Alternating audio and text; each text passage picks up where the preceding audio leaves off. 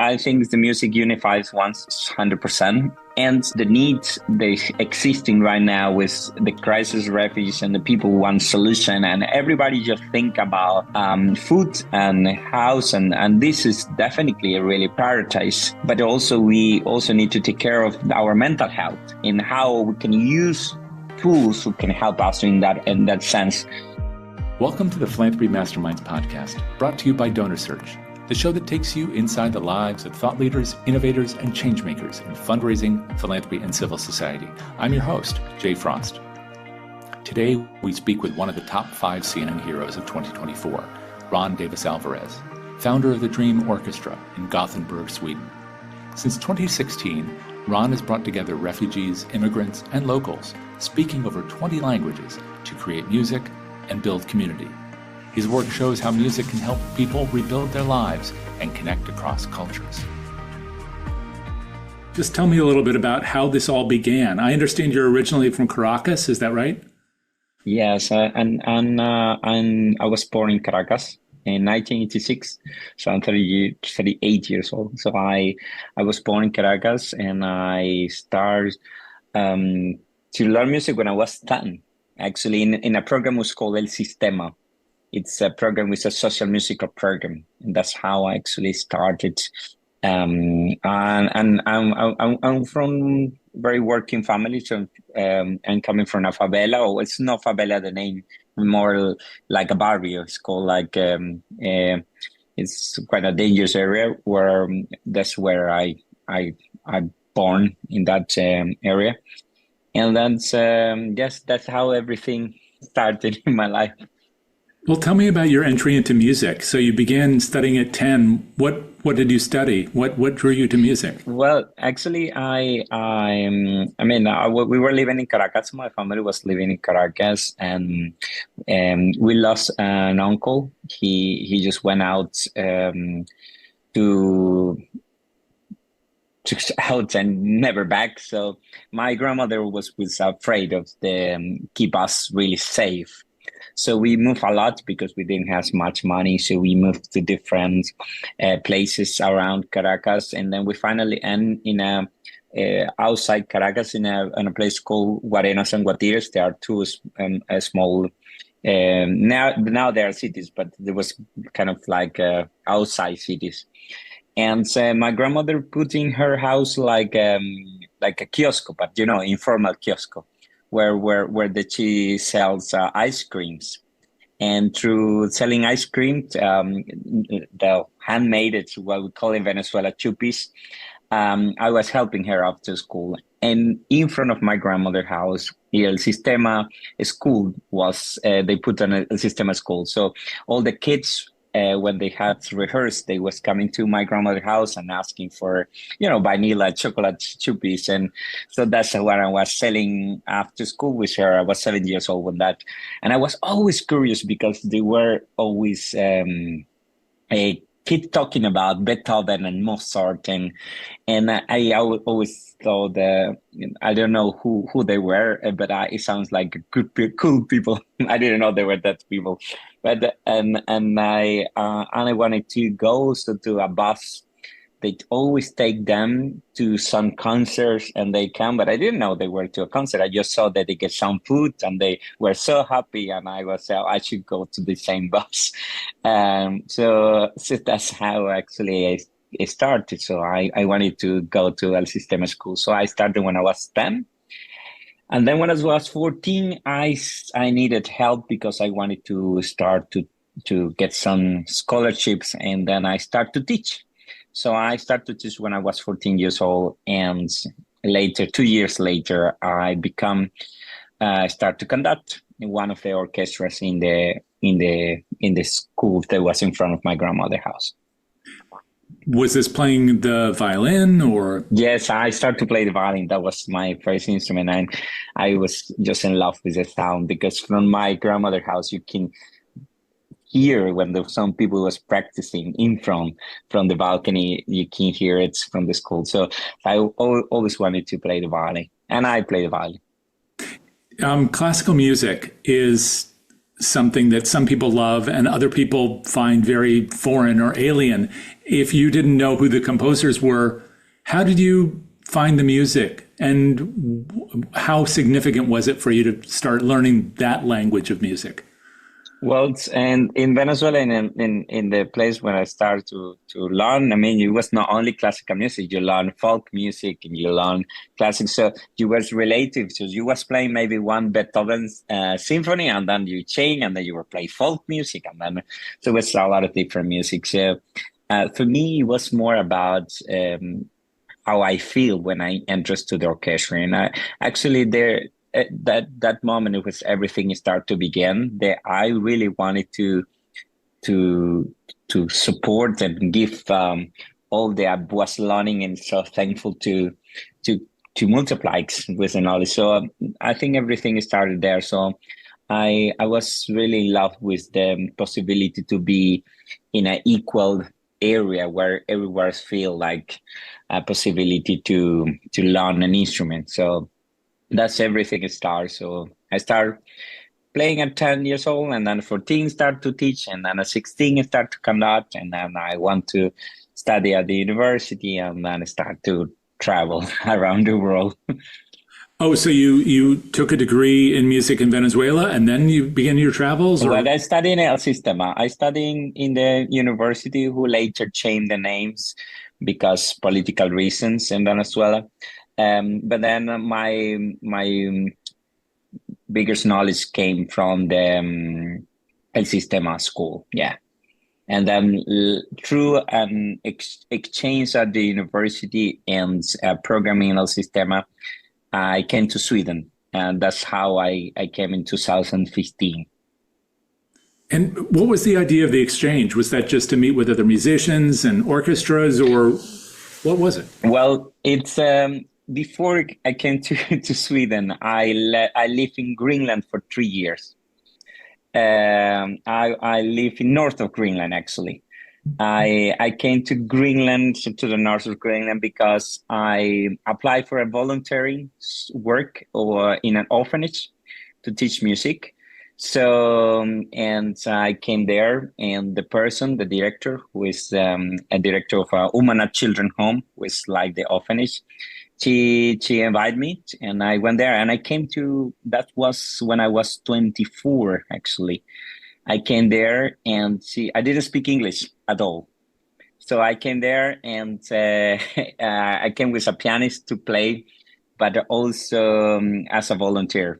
So through that, I came 3 months, and I stayed there. And then I went back to Venezuela, and I talked with Abreu, who was the creator of El Sistema. I say, listen, I was teaching in Numanak, which is north of Greenland, and I really loved the project I'm doing there. And then he said, you should go back, because if the kids are waiting for you, you should go over there. And then I back, and I stayed there 3 years. So now I'm coming every year, once a year. Actually, I was there last month. So I live in the north of Greenland, teaching in an orphanage, kids who have traumatized in abuse and problems. And I started an orchestra. Actually, it's the first orchestra of the Polar Cycle. It's a Inuit orchestra. So we when I came there, I didn't know the snow. I'd never been traveling dog sledding. So I lived first in Greenland, and through Greenland I traveled a lot, and I met the people from Sweden. And I came to visit Sweden a couple of times. And then when I moved back from Greenland to Venezuela, the Sweden's people was already in discussion with Venezuela. And I already discussed, and they want me to bring me here to Sweden. So that's how we find the best way to do it through the university. And that's how we did. It must have been a huge shock to go from Venezuela to the north of Greenland. There aren't that many people there. No many people. I live in Numanak, and the people really, I have to kind of learn Kalaslisut, which the dialect. I mean, I don't speak fluently, but I could understand now. And so I start with a very small orchestra. But now, at that time, we become like almost 25 or 30 kids playing in the orchestra. So yes, in that small village or town, I don't know how to call it. It's like a little island in the big island. There were maybe 1,000 people in general, with all the small village around. And so I have the opportunity. Actually, when the people ask me what happened in Greenland, I say in Greenland I discovered that I want to teach all my life. That was something that I realized when I met, and because when I went to Greenland, I have to travel by dog sledding with hunters or go by boats and on the ice with local people, and I realized how much I enjoy to play for fishing people and the small village, and how the power of music was given to all these kids in Greenland. And then I say, I want to do this the rest of my life. And so when I came back to Venezuela, I was already in conversation with Sweden to come to Sweden. And actually for me, Sweden, it was like a good point to be in Europe, because then I was close to Greenland and I could travel to Venezuela, because one of my afraid to be in Greenland living, it was like the weather to go out if it's an emergency or family. So how I can go out to see my family. So I was like, actually I got stuck last time. I went there like a week in the airport. So that's one of the things that I always thinking like, okay, I would like to live in a place where it's more convenient in a way to move. So then I came to Sweden in 2015, the first time to do an exchange with the university. That's actually when the idea of Dream Orchestra came. And this was your idea alone? You were visiting with people there, and you just saw a need for a new orchestra? No, actually, it was my idea, but it didn't start like this. It started because during that visit, I went to the central station, Stockholm. And so we were arriving because we had to visit some program. And I saw in 2015, it was a big, massive arriving from the Middle East, especially from Afghanistan. There was a lot of Afghans, and there was a big wave of migration and asylum seekers. And I didn't know what's happening. And I was a little bit afraid because there was so many people moving. And then I asked one of the police who were there, and some person who was with a banana and water giving and signs. And I asked, excuse me, what's happening? And they say, we are receiving so many young people who are arriving from Afghanistan and Syria. And we just try to locate them. And I knew it already in that moment. I was taking the train to Gothenburg at that moment. And I say, in that train, I was sitting and I says, well, if I'm coming back to Sweden, because I was already planning to move to Sweden, I'm going to do something for these people. I do feel like a cold. When someone inside you, you should do something for these people. And I mean, the only thing that I know that I can share is music. So that's how I came, but it was not so easy when I came to do it. So it took me quite a while to starting up. So I came in January 2016, and I had in mind, I want to create an orchestra for these young refugees and asylum seekers arriving, who I saw in the train station. That was in my mind. It was the picture of these girls and boys. They saw it, so it was there. It was mainly boys. And because that was one of the wave arrived from the boys, and then after they was asking to bring the whole family. But so I was really like, I wanted, and from that moment, I start to create a plan, and it took me quite some time because I knock a lot of organization doors and things to do it, and it was not so easy. It's being no easier, but we also find good people and volunteers, people who made it possible to create Dream Orchestra. What were some of the biggest challenges? Was it identifying and finding the students, or was it getting the instruments? Was it finding a place to rehearse?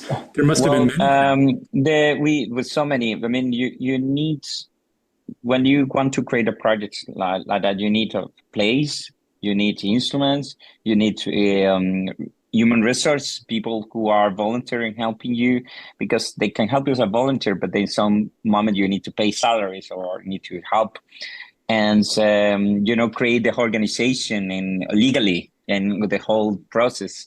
And also how to apply for money and all of this, because it's completely different, create a people who will work with you to really make this work.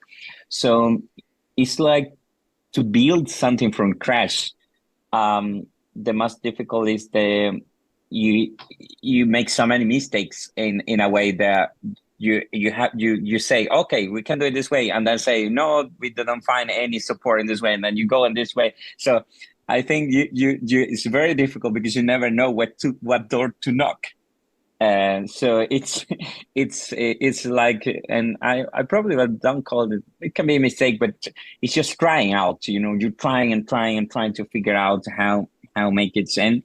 You learn about that process, and you also you create the orchestra. And I remember we already called Dream Orchestra, and then later on we say, oh, but we need to register the name.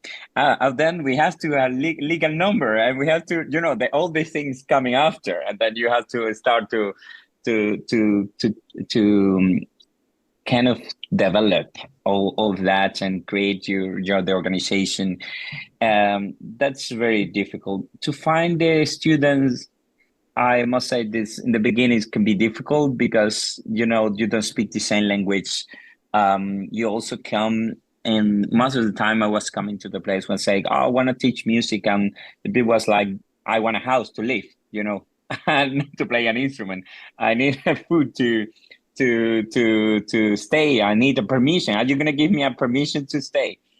But we realized afterwards that during these years, and also with a sociology who did an impact or like a writing impact of what we do it, we recognized this journey through Dream Orchestra being helping so much them and us, because all this process is really hard. It's really difficult to deal with migration process and schools, and and they got deportations and all these moments. We actually could have made it because we were together, and we have a space where there were so many youth and people who didn't have family. Then we have helping each other, and you can stay this night in my home, and the other one, it's become like a family. And it's and then it's grow by the mouth of the people. So one Afghan tell another Afghan, and tell another Syrian, and then Syria, and in that way, the orchestra start to grow.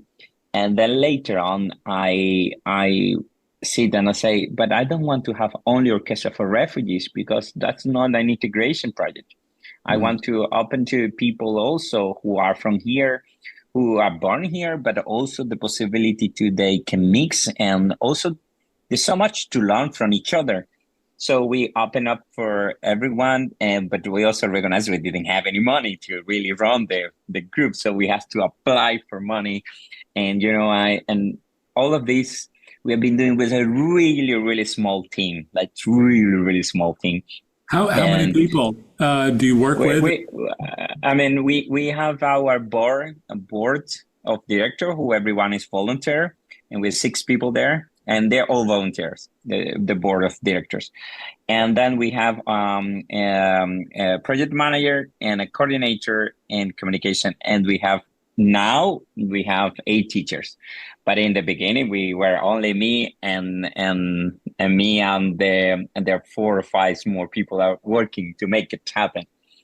So, and there were a lot of volunteer work, like screaming a lot of volunteer work to make it work. And you had to go out and also raise some resources to do this. Seeking grants from the government, or was it from the community? No. What kind of support? Private philanthropic organization. I mean, in the beginning, I got a support from philanthropic organization outside of Sweden, even not inside of Sweden. Because in Sweden it was really difficult because everyone was just focused in to get houses, and every time I was knocking the door for some people, oh, I wanted to do this for our kids on orchestra. Where they are arriving, they was always telling me, oh, run this, but this is not a priority for us, and this, and so I started to knock doors of organization that I knew it before, because before that I've been supporting a lot of programs like in Lebanon or in Jordan, or when in Kenya. I've been working in 37 countries. So yeah, it's quite. So I've been supporting like projects.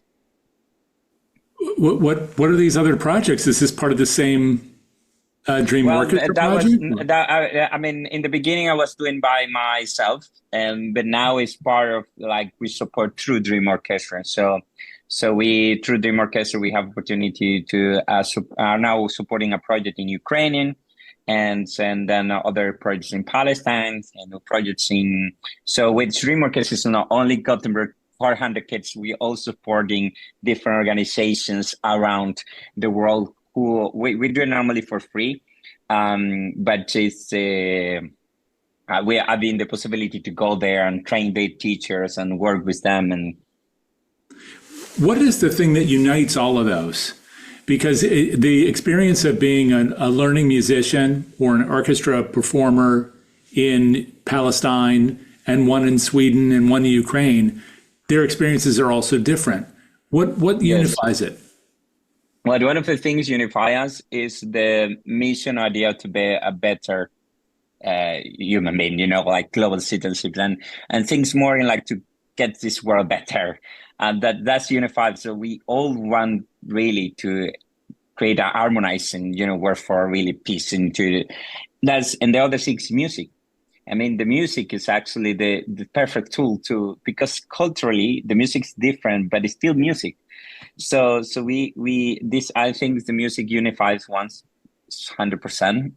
And the other thing is the needs they existing right now with the crisis of refugees.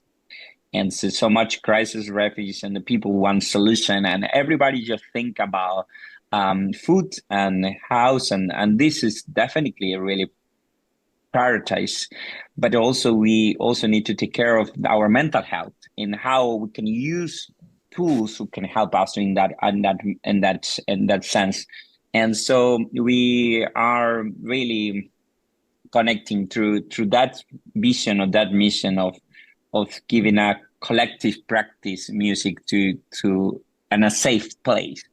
And that's actually what has been connecting us. The experience of being a person from one country in another, especially when it's not really of your choice. As a refugee, you go where there's safety.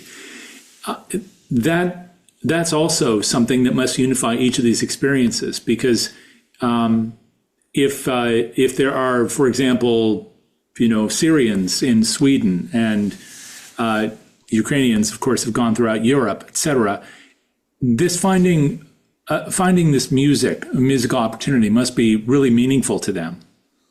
Yes. One of the things is, like, when you left your home, I said because I'm Venezuelan, so I left my country, my home country.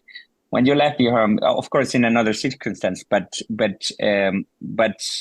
when you left your home, it's part of you who stayed in that place.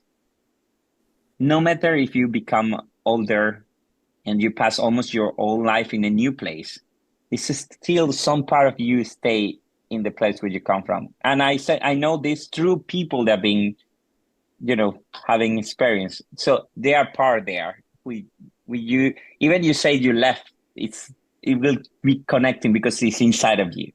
So I must say that when you come to this country, you feel so vulnerable, and you definitely want to learn, and you want to have a better life, and you want to learn from the people, and maybe you learn definitely a new language, a new culture, but you also bring it back with you.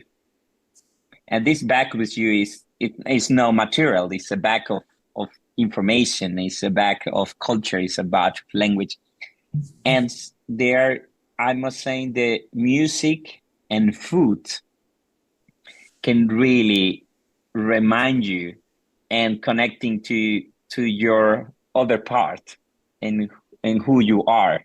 So I think and that is one of the beauty part of the music, the when you come and if you cannot express yourself as you want it, then music can really express that moment where you want to express your situation. Or I remember when I started orchestra, I have a student's name is Assis. In the beginning, he was not able to speak with me at all. He was not speaking English. He was not speaking Swedish. He was not. And it was like 6 months after, then he told me after one rehearsal, and say, Ron, I want to say that I love Dream Orchestra. And I really wanted to say this season, the second rehearsal, but I didn't know how to say that I love. But that's why I was coming every day to play, because I wanted to say I love. So this is something, and some small just things that they just telling you, but they have a big meaningful in their life and also in your. So I think this is something that is connecting you to your homeland or to your home country, and you become a new citizen person, like more global thinking, even if you are in a local place, your brains got more connecting to who you are and to who you want to be also. So I think this is something that I feel in the Dream Orchestra happen all the time. What's been the biggest surprise for you? Positive or negative? Both, either. Yeah, the negative ones is being when we get deportations. When we get deportation of the students, in the beginning of the orchestra, we got a couple deportations. They sent it back to Afghanistan. And because in that moment, the Taliban was not taken over and they were sending them back. And then after the Taliban took it, so for me, that was the most critical moments. Was a surprise for me because I never understood how you can send people who were already learning the language, studying, making the best effort to be integrated, and then they were sending back. For me, that was, and it still hurt. It's very hard in feelings in sadness.